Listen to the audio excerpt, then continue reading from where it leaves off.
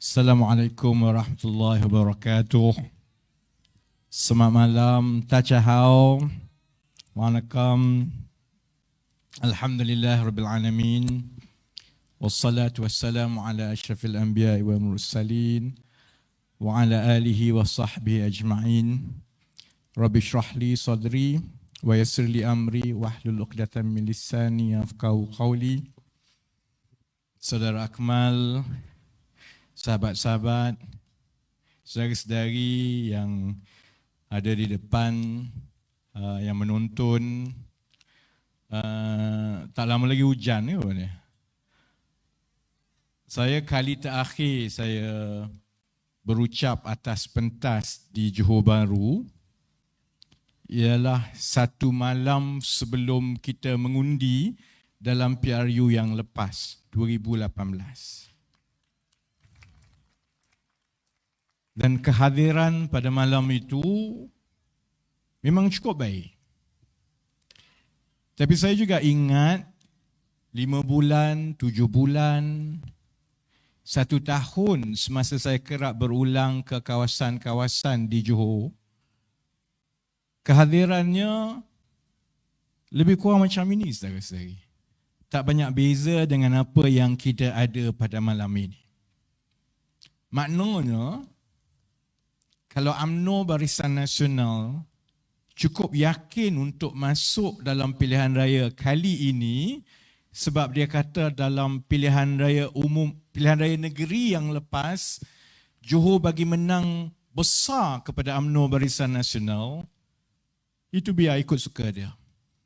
Sebab saya tahu, bila saya turun di Simpang Renggam tadi, malam ini di Johor Bahru, esok di Batu Pahat, kemudian di Ledang, daripada pengalaman saya, ligat berkempen di Johor daripada tahun 2010, kalau begini awal-awalnya kemeriahan yang saudara-saudari pengundi atas pagar tunjukkan, saya ada rasa bahawa kalau dia berani panggil pilihan raya, tak tentu UMNO boleh menang seperti yang dijangkakan, saudara-saudara.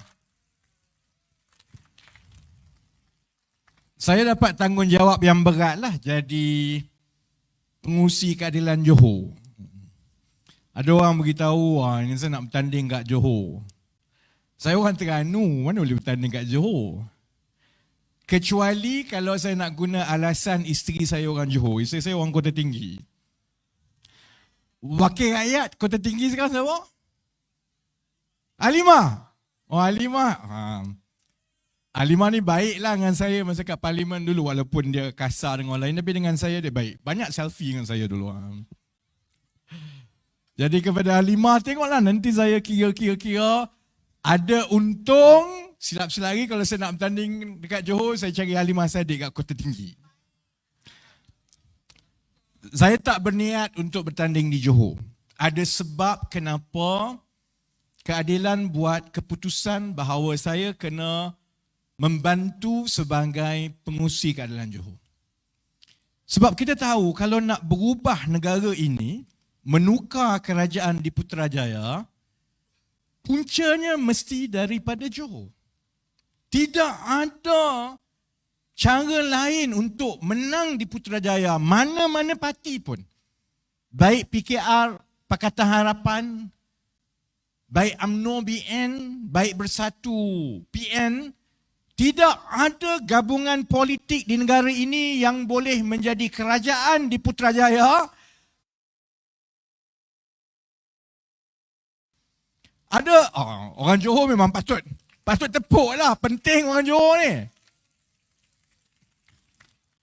Ada beberapa sebab. Pertama, kerana Johor adalah antara negeri yang paling banyak kursi parlimen. Ada 3 negeri sahaja yang kursi parlimen dia cukup tinggi. Satu Sarawak, 31. Kedua adalah Johor, 26. Ketiga baru Sabah, 25. Tidak boleh tukar kerajaan di Putrajaya. Dan kalau tak tukar kerajaan di Putrajaya, segala masalah yang kita hadapi ni takkan selesai. tak boleh nak tukar kerajaan di Putrajaya kecuali parti atau gabungan itu dapat memikat hati rakyat Johor. Sebab itu keadilan buat keputusan oleh kerana pentingnya Johor dan dalam pilihan raya umum yang lepas macam Pak Hassan sebut, daripada 26 kursi parlimen di Johor, sebenarnya kita menang 18. Dululah. Jadi sebab itu dibuat keputusan kali ini saya perlu turun untuk bantu di Johor supaya kita boleh pertahankan kerusi-kerusi yang kita telah menang dahulu, kerana hanya dengan itu saudara-saudari kita boleh ubah keadaan. Saya tak perlu sebut panjang tentang keadaan sekarang. Kalau boleh saya nak bawa berita baik. Saya dah lama tak ceramah. Lepas 4 tahun ceramah balik, kalau boleh saya nak bawa cerita baik. Masalahnya tak ada cerita baik. Keadaan kita sekarang ni lebih buruk. Baru di Pasir Gudang, di Teberau tahu keadaan dia. Sebab saudara-saudari paling dekat dengan Singapura. Antara semua negeri-negeri penduduk yang paling rapat dengan sensitifnya perubahan ekonomi negara dan dunia adalah orang Johor. Berubah ekonomi dunia, kalau negara kita tak boleh menguruskan dengan baik, kesan antara yang paling awal sekali adalah di Johor Bahru, di Pasir Gudang, di Teberau. Sebab itu, minggu lepas saya, Datuk Seri Anwar, tanya satu soalan yang paling penting. Kita ni macam tak ada apa jadi. Macam segala-galanya business as usual, tak ada masalah. Sedangkan mata wang kita berada dalam keadaan yang paling parah dalam sejarah negara kita. Tak pernah berlaku macam ni, saudara-saudari. Kali terakhir mata wang ada dalam RM4.40 tahun 1997-98. Masa itu krisis nasional. Krisis nasional yang bermula dengan krisis kewangan ekonomi sehingga dia melimpah menjadi krisis politik, krisis masyarakat. Daripada krisis itu lahir keadilan dan manusia macam saya. Sebab kami telah melalui keadaan itu. Bila mata wang jatuh begitu rupa, maksudnya ada benda yang betul-betul tidak kena dalam negara. Sekarang ini mata wang, hari ni hari Sabtu tak? Semalam hari Jumaat. Berapa sekarang? Tak 4.5 dah. RM4.54. Dah lepas 4.5 dah pun. Kalau ini berterusan, akhir tahun ini, dia jadi RM4.70. 3. Sebab itu kami tanya, minggu lepas, kita ada Menteri Kewangan yang UMNO tunjukkan sebagai watak dan wajah baru dalam UMNO kerana dia profesional, dia kurus tak macam kebanyakan ahli politik lain yang ada. Dia dulu CEO bank. Sedangkan dalam keadaan negara berada dalam krisis kewangan, satu patah pun dia tak kata apa saya. Jadi kita tanya, lepas saya tanya, Datuk Seri Anwar tanya secara terbuka dalam ceramah, maknanya apa dia? Dia tengok ceramah kita. Maknanya ni, Tengku Zafrul tengok ni. Saya rasa Zahid pun tengok. Sebab itu bila kita bawa minggu lepas tanya, takkanlah kerajaan bila kita dah sampai ke peringkat macam ini, satu patah pun kamu tak cakap apa. Lepas tu dia bercakap lah. Tapi jawapannya itu adalah jawapan yang kita dah biasa dengar sangat daripada UMNO Barisan Nasional. Jawapan-jawapan macam itulah yang menyebabkan mata wang kita daripada dulu RM2 lebih, jadi RM3 lebih, jadi RM4 lebih, sekarang nak jadi RM5 lebih. Sebab apa? Bila tanya mereka, dia jawab, keadaan ekonomi sangat baik dan tidak ada masalah. Kau gila ke apa? Kau ni pergi belajar ke tidak? Tak faham ke? RM4.54 lagi teruk daripada RM3.80. Dekat mana yang keadaan ekonominya baik? Dia jawab lagi. Ini bab yang dia kona dengan orang kampung yang tak faham sangat. Dia jawab apa tau?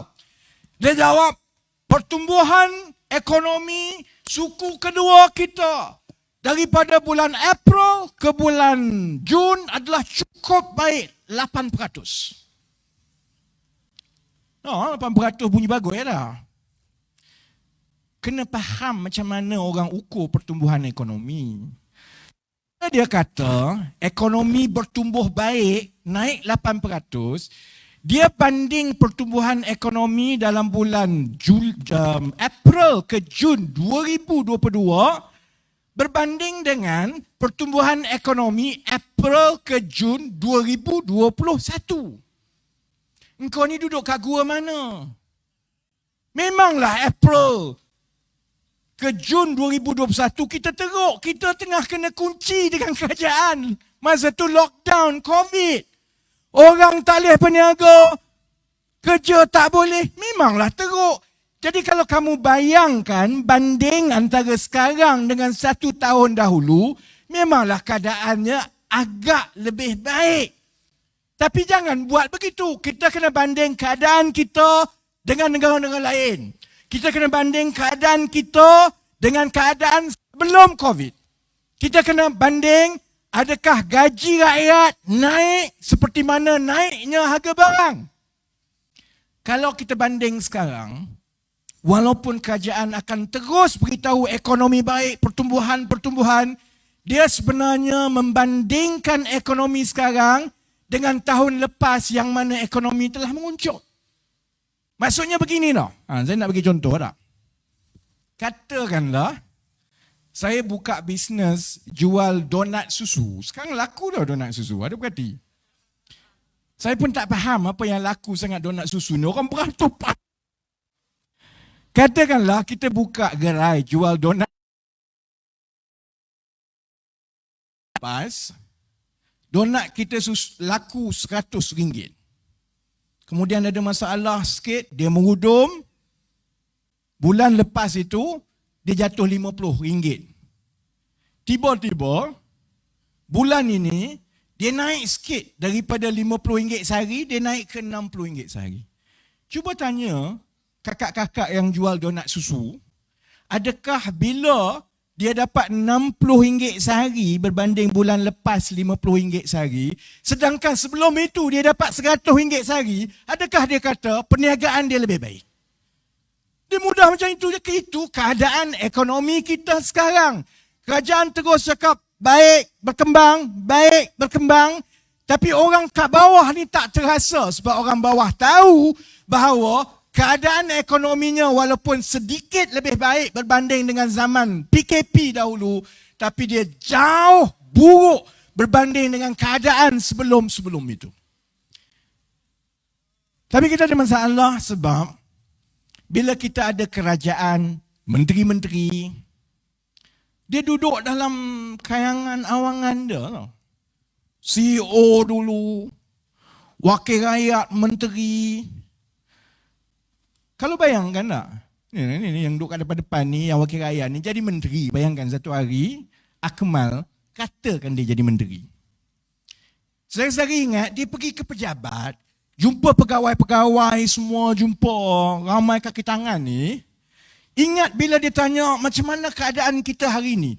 Ingat pegawai nak kata, teruklah menteri, mampu kita macam ni. Mana ada? Pegawai keliling ni memanglah tanya, menteri tanya, macam mana keadaan kita hari ni? Kita, cukup bagus. Cukup bagus. Kita maju. YB akan terus kekal. Hidup YB. Mana ada pergi, menteri tanya pegawai dia, kita kan macam mana? Takkan menteri kata, takkan pegawai kata, kau ni menteri tak guna, tak kerti buat kerja. Mana ada? Saya jadi CEO syarikat tak? Syarikat saya sendiri. Mana ada saya masuk, tanya CFO saya semua, tanya, kita bisnes teruk macam mana? Takkan CFO kata, bisnes teruk lah, kau CEO tak guna. Mana ada? Mesti dia kata semua cantik, semua bagus. Sebab itu menteri, wakil rakyat tak boleh duduk kat kayangan. kena turun ke bawah. Sebab itu Menteri Wakil Rakyat Kerajaan jangan dengar ni duk keliling ni penasihat ni yang kerja dia bodek saja. Sebab dia bodek, menteri kekal menteri, dia kekal dapat gaji. Kena dengar rakyat kat bawah. Kena tengok dan hidup macam rakyat biasa. Rakyat, kalau dia pergi beli kedai, dulu roti harga sekian-sekian, naik sekian-sekian. Kalau tiap-tiap hari dia kena beli satu roti, dia terasalah nak 5. Kena rasa yang macam itu. Kena tengok data-data macam mana keadaan rakyat dekat bawah. Rakyat gembira ke tidak? Gaji cukup ke tidak? Harga barang naik ni macam mana rakyat nak bayar? Semua ini saudara-saudari, sebab itu kita ada masalah. Kerana kerajaan yang kita ada, dalam tempoh 4 tahun yang lepas ni, kerajaan kita yang bertukar ganti, bersilih, hanya fikir pasal perut dia dan masa singkat dia 1-2 tahun. Tengku Zafrul, dia bukan peduli dapat jawatan besar, jadi menteri, jadi CEO. Dia nak bertanding pun yang kena buat kerja ni orang biasa kat bawah. Dia tak payah bimbang langsung. Tak payah turun ke bawah. Jadi bila macam itu, dia hanya bimbang satu benda saja. Dia bimbang, bos dia yang ke atas, yang lantik dia setuju atau sayang ke tidak kat dia. Yang itu lagi penting daripada perasaan rakyat kat bawah ni. Sebab itu, orang sibuk cerita pasal dapat moratorium, dia kata dia tak boleh campur tangan. Sebab yang kaya-kaya, yang bangsawan, yang atas-atas tu lagi penting daripada rakyat biasa kat bawah. Akibat daripada ini, kerajaan bersilih ganti.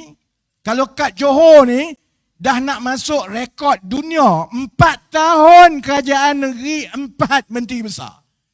2018 menteri besar lain. Kemudian dalam satu pengkonan kiri kanan, tukar menteri besar lain. Lepas tu jatuh kok pintu belakang, naik pula menteri besar lain, Datuk Hasni. Lepas tu panggil pilihan raya, Datuk Hasni kena scam, rakyat Johor kena scam. Naik orang lain sekali lagi saya. Habis kena scam semua. Nasib baik saya bukan orang Johor. Bila keadaan ini berlaku, sebab itu masalah ini tak selesai. Masalah terus naik dan bertambah dan bertambah. Tambah pula kita nak masuk pilihan raya ni. Kita tengok gabungan-gabungan yang ada. Saya tahu Pakatan Harapan, PKR, kami ada masalah kami. Saya faham betul-betul isyarat dan keputusan yang disampaikan oleh rakyat Johor dalam PRN yang lepas. Saya hormat, saya insaf. Lepas keputusan PRN Johor ke dalam politik kerana saya tak nak benda itu berlaku dan saya faham mesej daripada rakyat Johor. Kami ada kekurangan. PKR, Pakatan, kami ada kekurangan. Saudara-saudari tahu saya mulut paling selupa sekali lah tak. Mari siapa pun aku hentam lah. UMNO saya hentam, PAS saya hentam. Datuk Seri Anwar pun kadang-kadang dia tak tahan. Saya tak dilatih untuk membodek. Kalau hentam, kita hentam. Tapi paling kurang saudara-saudari, kalaupun kami bising, kalaupun kami berbeza pendapat sesama kami, yang kami bergaduh dan berbeza pendapat, ialah macam mana kita nak bantu rakyat. Macam mana kami nak angkat balik keadaan rakyat. Nak masuk pilihan raya, masalah kita, okeylah, PKR, Pakatan Harapan, pelan-pelan. Saya lagi bimbang begini. Kalau rakyat Johor yang akan menentukan kuasa di Putrajaya ini, dia tak fikir, dia tak banding. Ini PKR, PH, dia tak banding dengan apa yang saingan kami tengah buat ni. UMNO BN dengan Bersatu PN. UMNO BN sekarang ni, krisis ekonomi paling teruk. Harga barang naik. Rakyat susah nak dapat kerja. UMNO BN pernah dengar tak apa-apa yang dia betul-betul fokus pasal rakyat sekarang? Sebarang berita daripada UMNO, sebarang program UMNO, Dia ada 2-3 benda je. Benda pertama apa dia? Menangis. Mula dulu Najib menangis. Menangis semua UMNO. Saya ingat ni, saya ingat dah 2-3 minggu ni, dah habis lah air mata, tak berhentilah menangis. Orang ada masalah ni. Daripada menangis sebab Najib masuk penjara, lepas itu dia menangis isu baru pula pasal Najib juga. Menangis pasal ubat Najib. Ubat Najib pun jadi isu saudara. Kau gila? Saya dah baca berita ni, la ilaha illallah. Cerita dia pasal Najib sekarang ni mengalami kemurungan. Memanglah kalau masuk penjara murung bodoh. Mana ada orang masuk penjara gembira? Mana ada? Memanglah masuk penjara murung lah. Itulah orang kata lain kali jangan sakau duit, nanti masuk penjara. Kau dah sakau duit, masuk penjara memanglah sedih. Apa nak masalahnya? Najib murung ni, kemurungan. Tak cukup lagi lepas itu, Najib berada dalam bahaya kerana ubat bertukar. Ubat pula dah. Selama ni Najib kat luar duk hentam perli, maki, hina orang, tak pernah sakit pun. Lani masuk dalam penjara soal tukar ubat. Saya pun bagilah husnuzan sikit. Bacalah apa hal pula kamu tukar ubat Najib ni. Rupa-rupanya Kementerian Kesihatan jawab, bukan ubat bertukar. Saya dulu, sebelum saya masuk politik, saya dulu kerja dengan Pharma Niaga. Saya GM kat Pharma Niaga dulu. Pharma Niaga, syarikat pharmaceutical terbesar di negara ini. Ubat ni ada 2 jenis. Ubat yang sama, harga boleh berbeza. Sebab ubat tu ada 2 jenis. Satu ni ubat yang jenama itu dipatent. Maksudnya tak boleh nak kita buat pakai jenama dia. Jenama dia memang orang kenal. Jadi ubat yang sama dia jual mahal lah. Tapi ubat yang sama itu kalau tak pakai jenama itu, sama je. Harga dia murah lah. Ubat yang patent tu, orang panggil patent lah. Ubat yang jenama, orang kata Cokia ni ubat sama. Nama dia ubat generik. Sama lah. Contoh, kalau kita demam, pergi ke farmasi minta Panadol. Panadol, paracetamol. Dia punya orang berkata active ingredient ubat dia paracetamol. Belilah Panadol. Kalau pergi ke klinik kesihatan, kerajaan punya, demam minta paracetamol. Dia tak bagi Panadol. Kalau dia bagi ubat, tak ada nama Panadol, janganlah marah kat dia. Ubat itu jenama dia apa? KK. Ubat tu ubat sama, 2 paracetamol. Satu generik, satu patent. Tapi sebab Najib ubat berubah ni, orang tengah masalah ekonomi, mata wang jatuh, budak-budak tak ada kerja, banjir nak datang, segala jenis masalah ni, kecoh satu kerajaan pasal ubat Najib berubah, sampai 2 menteri kena jawab mau. 2 menteri. Mata wang tak jatuh, dia tak jawab. Kerja, orang susah nak dapat, tak jawab. Ubat Najib berubah, 2 menteri jawab. Mula Perdana Menteri jawab. Perdana Menteri kata, kita kena bagi layanan yang baik kepada banduan. Kau gila, aku jadi banduan sekejap dulu tak dilayan baik pun tak bising pun tau. Biasalah masuk penjara dulu lah dan diam. Kemudian tak puas hati lagi pasal ubat. Sampai Menteri Kesihatan pun kena jawab. KJ kena jawab. Kena sekolahkan Menteri UMNO dan orang UMNO. Kamu ni tak faham ubat. Ada ubat patent dengan ubat generik. Tapi ubat generik. Memanglah nama dia lain. Tapi kandungan ramuan dia sama. Tapi UMNO lah. Daripada Najib masuk menangis. Kemudian soal ubat Najib. Kemudian sebelum itu soal Najib nak minum kopi. Yang paling saya Allahu Akbar kata, letih kita nak masuk pilihan raya ni. Isu terbaru minggu lepas. Apa dia? Rosmah rindu dekat Najib. Memanglah. Yalah. dan Najib kat penjara. Memanglah. Lain kali jangan sakau duit rakyat. Kalau tahu nak rindu bila berjauhan, buatlah baik-baik. Kan dah kena. Tapi soal rindu dia tu sampai jadi isu nasional.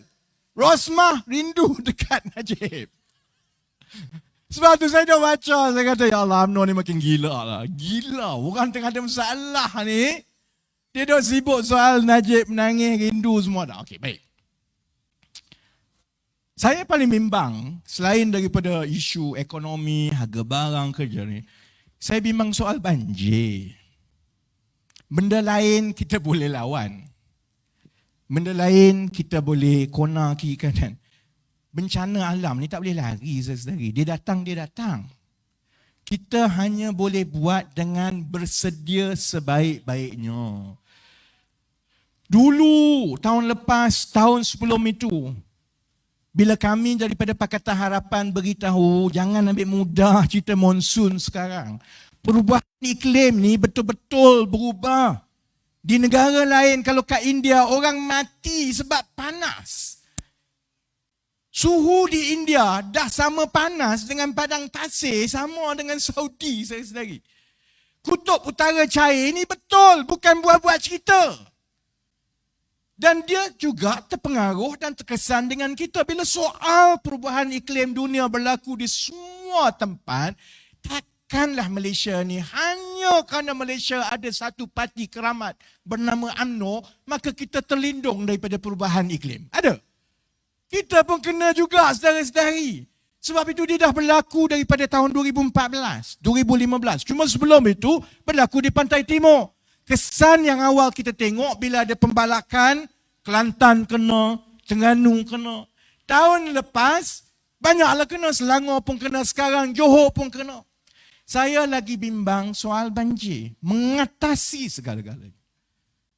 Menang kalah pilihan raya tu ada lagi pilihan raya, saudara-saudari. Kalau banjir berlaku, bencana berlaku, kita tak bersedia, kita sibuk fikir pasal benda lain, kalau ada ribuan rakyat kita mati, tak boleh ganti dah nyawa yang mati. Kerosakan berbilion-bilion ringgit, kau nak cari duit kat mana? Dahlah negara tak ada duit sekarang. Sebab itu kita sebut berkali-kali, semalam dalam temu rapat pimpinan tertinggi pakatan pun, kami sebut sekali lagi, Selangor, Negeri Sembilan, Pulau Pinang. Kamu nak sembang pasal pilihan raya, satu hal. Jangan kamu lupa bahawa tanggungjawab utama ialah bersiap siaga untuk menghadapi banjir. Saya sebutlah dalam pilihan raya, dalam ceramah yang lepas pun, sebab Zahid dia tengok ceramah kita ni tak? Saya sebut dekat Gombak, jangan panggil pilihan raya masa banjir. Zalim kepada rakyat. Jangan main-main dengan nyawa orang, dengan kehidupan orang, harta orang. Saya ingat dia insaf. Saya ingat kerajaan akan kata kita akan pertimbang, kita akan tengok siap siaga. Hari ini ada konvensyen jentera Barisan Nasional. Saya baca tak Zahid kata apa? Zahid Hamidi kata, kalau ada banjir pun panggil pilihan raya. Kerana kami akan redah banjir untuk menang pilihan raya. Celaka betul.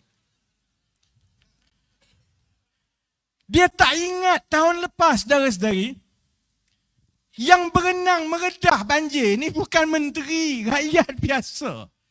Menteri datang, dia seorang, ingat tak? Ada satu video yang Tengku Zafrul datang tak? Dia seorang je nak ambil gambar, yang keliling atas bot, pusing bot ni penuh tu ikut dia. Orang lain semua tak ada tolong pun. Memanglah menteri, orang UMNO, orang-orang bangsawan ni, dia tak peduli panggil pilihan raya masa banjir. Sebab dia akan ambil kesempatan, gunakan segalanya. Kalau bukan bot mahal, dia ada helikopter. Boleh tengok daratan. Saya sekarang sedang melawat kawasan banjir. Duduk ke atas. Sebab itu saya kata saudara-saudari, kita ada masalah. Kita nak masuk pilihan raya dalam keadaan negara parah, rakyat sedar, tapi kita berdepan dengan keadaan-keadaan ini. Kita berdepan dengan UMNO Barisan Nasional yang kegilaan dia ialah hanya untuk mendapat kuasa. Kalau rakyat tenggelam, masalah masa banjir, kena berenang nak pergi mengundi, undilah. Itu pandangan dia, saudara-saudari. Dia terpisah jauh dengan perasaan rakyat tu sampai dia tak boleh faham. Kau gila. Orang kena risiko pegawai kerajaan mengatasi banjir. Wang yang habis nak buat pilihan raya 1 bilion, nak selenggara banjir berbilion-bilion lagi. Sedangkan orang yang waras, pimpinan yang ikhlas, hanya akan fikir satu benda saja. Kita boleh berbeza pendapat, tapi soal bencana alam, tidak boleh tidak. Semua parti, kerajaan negeri, kerajaan persekutuan yang di bawah UMNO, yang di bawah PN, yang di bawah PH, semua kena fokus pasal soal banjir. Saya tak payah sebut pasal PAS lah. PAS dengan Bersatu. Dulu saya ingat masa saya muda-muda, kawan-kawan, ada yang memang cukup sayang dengan PAS. Belajar tinggi-tinggi sama-sama dengan saya di UK, ada PhD, balik sertai PAS, kerja dia susun kursi. Tiap-tiap bulan bagi duit. Saya tanya dia, kamu ni tak rasa rugi lah? Kamu ni belajar tinggi, ada PhD, jawatan Profesor Madya, duk susun kursi ni.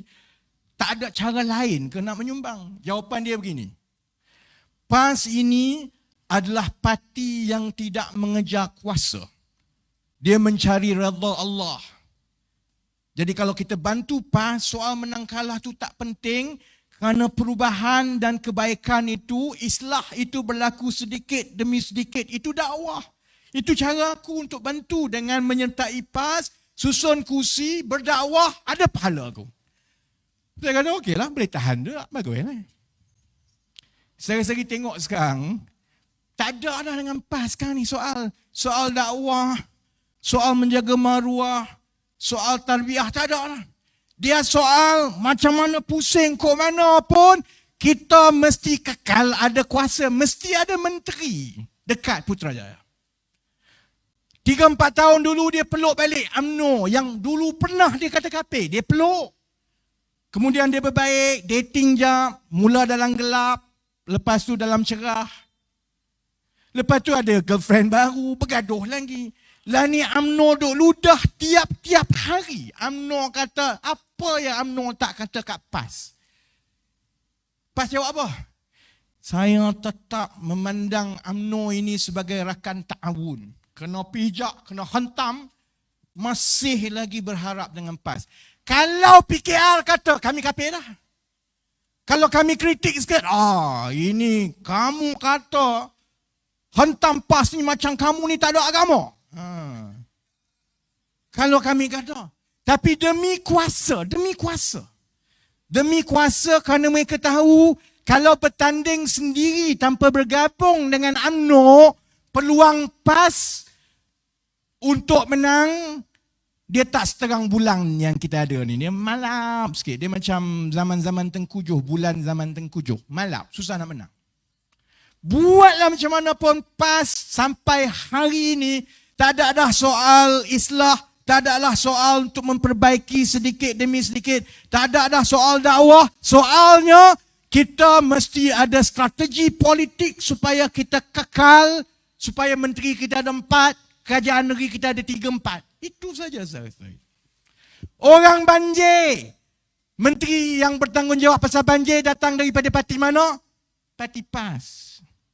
Tahun lepas sebelum banjir, kita sebut pasal banjir, dia kata iklim. Orang masalah satu dunia kenaikan harga tenaga. Maksudnya arang batu naik, gas naik, petrol naik. Menyebabkan bekalan elektrik terjejas di mana-mana di dunia.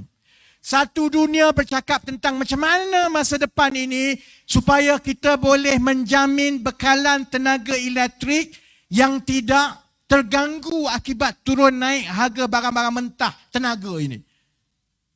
Menteri yang bertanggungjawab pasal tenaga dekat Malaysia, menteri daripada mana? Daripada PAS, saudara-saudari. Saudara-saudari pernah dengar satu patah tak? Satu patah daripada menteri PAS membicarakan soal macam mana kita nak pastikan 10, 15, 20 tahun daripada sekarang Malaysia tidak bergantung kepada import arang batu.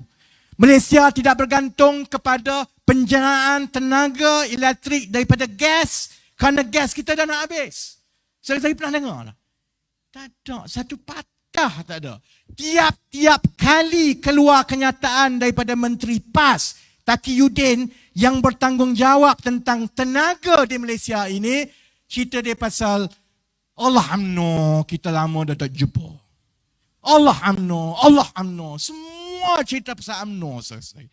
Cerita tanggungjawab dia soal merancang guna tenaga masa depan, soal memastikan harga elektrik tak naik mendadak macam yang berlaku di negara-negara lain. Satu patah tak keluar. Sebab tu saya kata, kalau saya jadi rakyat macam saudara-saudari, saya pun jadi murung. Memang kita semua, bukan Najib je berada dalam kemurungan. Kita yang kat luar ni pun, masalah yang kita ada sekarang ni masalah besar. Kedudukan ekonomi kita, mata wang bila terus jatuh daripada RM4.54 mencecah RM4.7, kalau dia jatuh RM5, memanglah menteri kata ni tak ada masalah semua. Tapi bukan saja harga barang mahal. Harga barang mahal tu saya tahu lah. Kita import semua. Kita hanya ekspor 3 barang saja. Satu yang kita ekspor ialah petrol. Minyak mentah. Itu pun tak lama, 15-20 tahun. Yang kedua kita ekspor ialah kelapa sawit. Ketiga kita ekspor ialah barang-barang perkilangan. Itu pun kita ada masalah. Kerana kilang setahun demi setahun, satu persatu kilang yang dulu dibuka dulu-dulu di Malaysia, dipindahkan kalau tak ke Vietnam, dipindah ke Indonesia. Kalau tak Indonesia, dipindah Filipina. Kalau tak pindah Filipina, dia pindah ke Thailand. Lari daripada Malaysia sebab bila kita makin lama, sudah tentu rakyat kita perlukan gaji yang lebih tinggi. Dulu, 20 tahun dulu, syarikat asing datang buka kilang, dia boleh bayar operator kilang RM1,000 sebulan. Sekarang gaji minima pun RM1,500. Jadi bila kos untuk bayar operator kilang makin naik dan makin naik, daya tarikan pelabur-pelabur yang memiliki kilang ini makin lama makin kurang di Malaysia. Tambah lagi soal krisis, tambah lagi soal rasuah. Sebab itu dia satu persatu tiap-tiap tahun kita tengok satu persatu kilang dipindahkan ke Vietnam, ke Indonesia. Jadi ekspor kilang kita pun rendah. Itu saja yang kita ekspor. Yang lain kita semua import. Terutamanya makanan.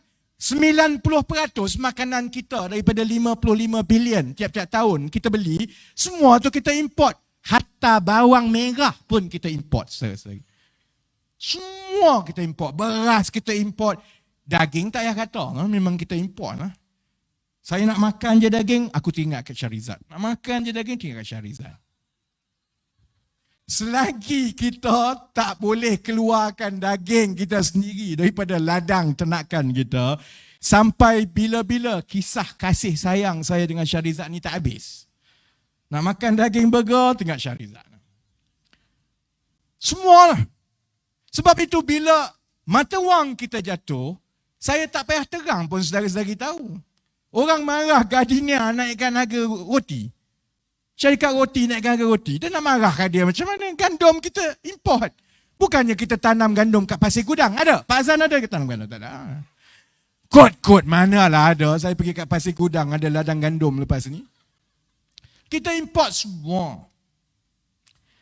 Yang rakyat kena tanggung secara terus disebabkan oleh kegagalan menguruskan ekonomi akibat daripada kelamahan dalaman kita, akibat daripada masalah krisis ekonomi dunia yang berlaku, dia datang serentak.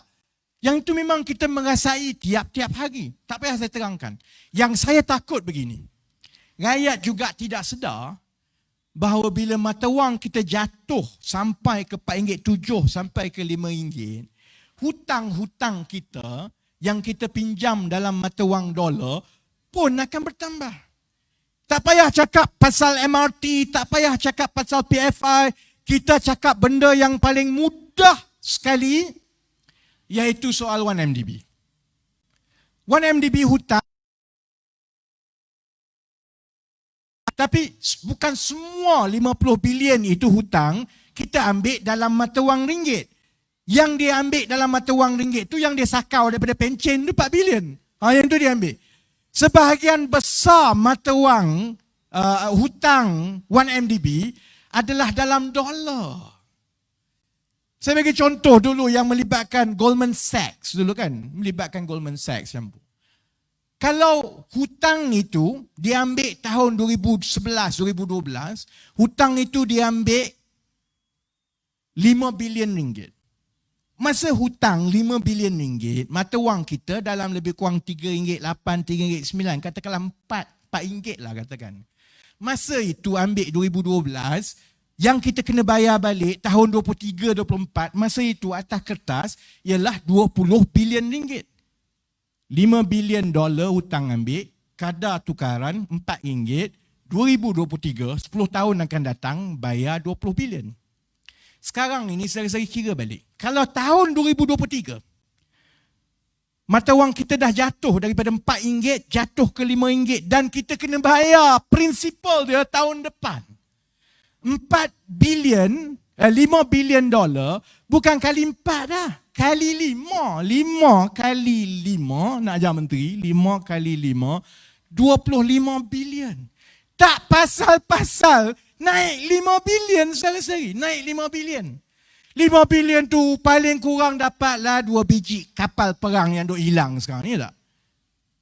Kalau tanya pegawai kerajaan, kalau tanya polis, abang polis yang ada, kalau tanya tentera-tentera, nak dapat peruntukan punyalah susah. Duit tak ada, perbendaraan kering. Bercakap dengan pegawai-pegawai yang pakaian seragam ni tak? Dulu tentera kata dulu boleh dapat pakaian seragam sekian. Sekarang tak boleh dah, kena pandai-pandai sendiri. Sebab apa? Kerajaan kata nak bagi duit, nak bagi pakaian seragam ni pun tak ada duit dah lah ni. 5 bilion saudara-saudari hanya sekelip mata apabila mata wang kita jatuh daripada RM4 kepada RM5. Itu pun Menteri Kewangan kita, Perdana Menteri kita kata, tak ada masalah. Cukup cantik semua. Sebab itu saya kata, dalam 10 minit terakhir, kita sebenarnya ada masalah yang besar. Orang tanya, kenapa dulu saya ceramah 2010, saya ceramah benda yang lain. 2018, saya ceramah yang lain. Sekarang bunyi saya yang lain. Sebab masalah kita ini dia bukan statik. Masalah ini makin menjadi semakin parah. Kalau kita tak selesaikan punca masalah itu, bukan sahaja beban yang kita warisi 10-15 tahun lepas itu tak habis lagi, dia makin jadi makin parah dan makin parah. Saya bagi contoh, dia tak banyak beza dengan kencing manis lah. Kencing manis. Saya tak adalah kencing manis. Tapi rakyat Malaysia ni banyak ada kencing manis. Jadi kalau saya cerita kencing manis, orang faham. Kencing manis lah. Mula-mula gula kita tinggi. Kalau tak jaga, lama-lama dia mula bengkak. Bila mula bengkak, kaki dia mula berkudis. Dia sangat sensitif. Kalau luka dia susah nak sembuh, dia mula berkudis. Kalau tak selesai, tak ubat juga, kena potong kaki tu. Kalau tak selesai juga, degil juga, dah potong kaki. Tabiat tak berubah. Masih lagi buat benda yang tak betul. Ubat tak nak ambil. Gula kamu makan tak ingat dunia. Lama-lama kaki dah kena potong. Buah pinggang pula kena buang. Hati kena buang. Lama-lama darah pula kat dalam ni dia mula tersumbat. Orang panggil apa ni? Gangrene.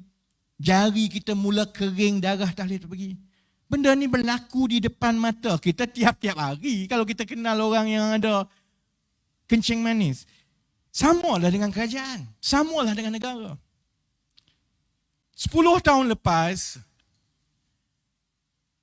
saya masih lagi tidak rasa murung macam sekarang bila cerita pasal Malaysia.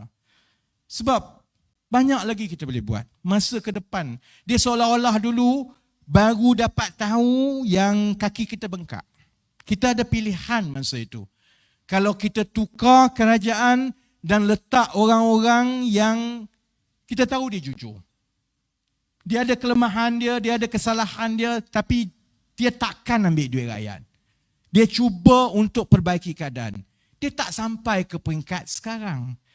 Sebab itu saya kata, pilihan terutamanya kepada pengundi-pengundi Johor dalam pilihan raya ini cukup penting. Sebab negara kita sudah berada dalam keadaan yang ada beberapa perkara yang sukar untuk bertukar dalam 4-5 bulan ini. Contoh dia apa dia?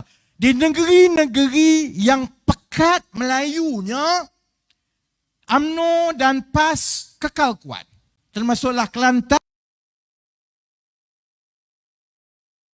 Sebab ini negeri-negeri yang memang daripada dulu, daripada tahun 1950-an, dua parti saja yang ada bersaing antara PAS dengan UMNO. Dia ambil masa untuk kita lunturkan kekuatan PAS dan UMNO di negeri-negeri Melayu itu.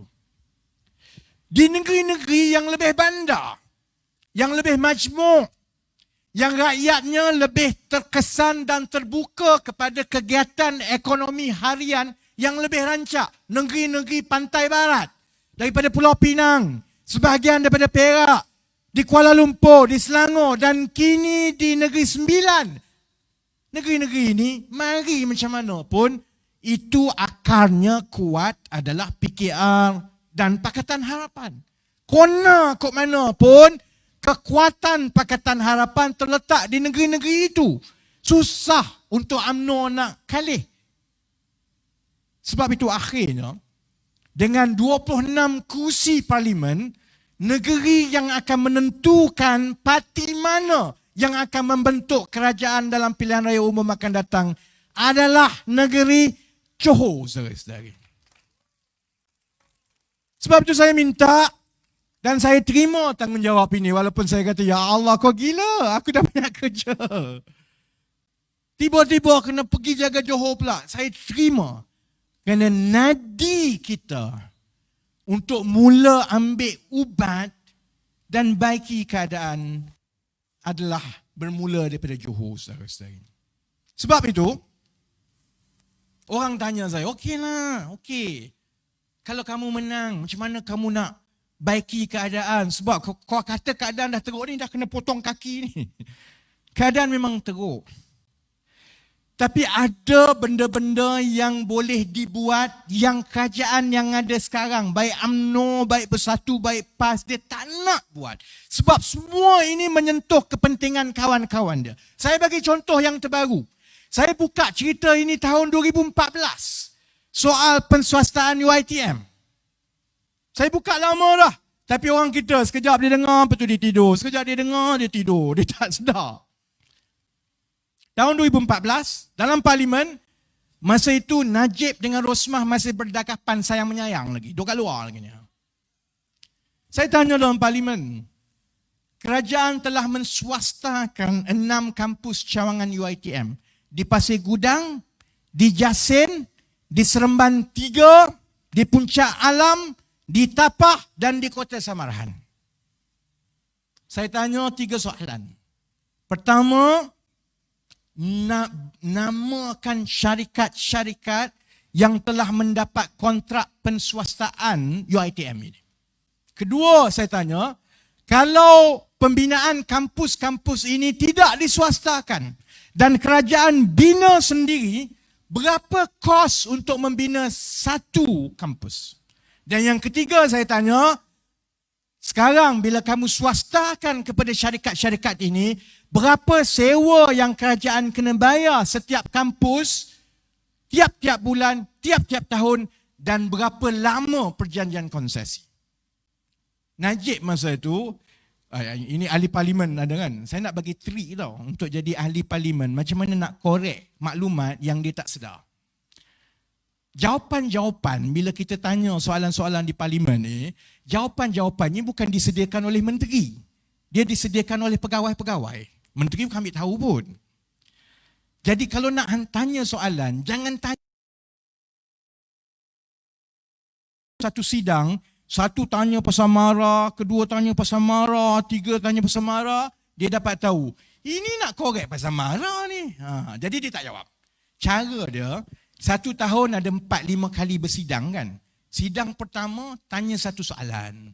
Sidang kedua, tanya lagi soalan yang berkait dengan soalan pertama tapi sembunyi. Sidang ketiga, tanya lagi. Lepas 4 sidang, dapat semua sebab pegawai itu dia tak perasan. Dia tanya pasal UiTM dia, dia jawab. Dia tak tahu saya tengah korek pasal penswastaan UiTM. Jadi bila saya dapat jawapan itu jelas saudara-saudari. Jawapan pertama, berapa untuk bina satu kampus UiTM? 300 juta. Antara 290 ke lebih kurang 310 juta, purata 300 juta. Jadi maksudnya kalau kerajaan bina sendiri, Pasir Gudang, UiTM Jasin, UiTM Seremban 3, Puncak Alam, Tapak, Kota Samarahan, kerajaan tahun 2014 sepatutnya belanja 1.8 bilion. 300 juta kali 6. Soalan kedua, siapa company yang dapat ni? Dia bagilah nama-nama company, pegawai, dia tak tahu saya tengah korek, dia bagi. Saya pun pergi semak. Semua itu berkait rapat dengan pimpinan-pimpinan UMNO. Kalau tak silap saya, Pasir Gudang, UiTM Pasir Gudang dapat kepada kaum kerabat, tak silap saya, adik kepada Syarizat Jalil. Saya tak ingat dia dapat Pasir Gudang ke dia dapat Seremban.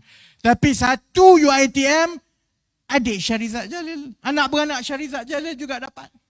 Lembu dia dapat, kondo dia dapat, UiTM pun dia dapat saudara-saudari. UiTM Tapah, siapa dapat? Tajuddin. Kalau aku pun dapat projek berbilion-bilion, memang goyang kaki tak payah buat apa. Bila kita tengok satu persatu, semua ini diswastakan kepada orang-orang kuat yang ada kaitan dengan UMNO Barisan Nasional. Soalan ketiga, berapa yang kita bayar tiap-tiap bulan, tiap-tiap tahun untuk setiap satu dan lama mana? Jawapannya setiap satu UiTM, sewa bulanan lebih kurang 6 juta. 6 UiTM, 36 juta. 1 tahun, lebih kurang 4 bilion lah. Lebih kurang 3 bilion lebih. Konsesi lama mana? 23 tahun, saudara-saudari. Jumlah akhir yang kena bayar oleh rakyat ialah sekitar 8 bilion lebih. 4 kali ganda. Sebab itu kalau orang tanya saya, kalau saya kata, kalau kita sakit, keputusan kita ialah bila kita nak makan ubat. Kamu sakit, kamu tengah panas, masa itu kamu makan ubat, insyaAllah okey. Kalau kamu tak makan ubat, daripada panas, kamu terbaring. Sebab dah dehydrated semua. Tak makan ubat juga, tak ambil juga penyelesaian. Kamu masuk hospital, masuk air, drip. Kalau kamu tak ambil juga, tak ubah juga, kamu masuk ICU. Sama macam negara kita, kalau kita semua tahu keadaan sudah sakit, kita kena buat keputusan bila kita nak tukar. Sebab, kalau contohnya kita bertukar kerajaan, antara perkara yang kita kena buat ialah buka balik kontrak-kontrak dan konsesi-konsesi macam ini, saudara-saudari, yang ada 20 tahun lagi. Kerajaan boleh buat undang-undang. Satu Suruhanjaya boleh menyemak balik semua konsesi-konsesi yang tidak adil kepada rakyat supaya konsesi itu dirunding semula atau diambil balik ataupun dibawa ke mahkamah. Saudara-saudari, kalau kita tak boleh ambil semua pun, kita boleh kurangkan ketirisan setiap satu yang sekarang ini kita bayar sampai anak cucu cicit mereka kaya raya saudara-saudara. Jadi sekarang pukul 11.59, niat saya untuk terus sampai pukul 1. Tapi saya kena balik ke Kuala Lumpur, ada program pagi, kemudian saya akan datang balik ke Johor tengah hari di Batu Pahat, dan orang-orang yang menonton pukul 5 petang saya ada di Ledang. InsyaAllah saya yakin tengok di Simpang Renggam, tengok di JB pada malam ini, saya yakin orang Johor adalah orang yang waras dan cerdik. Kalau tidak, aku tak kahwin dengan orang Johor. Kan? Saya yakin saudara-saudari tahu keputusan besar yang berada di tangan saudara-saudari.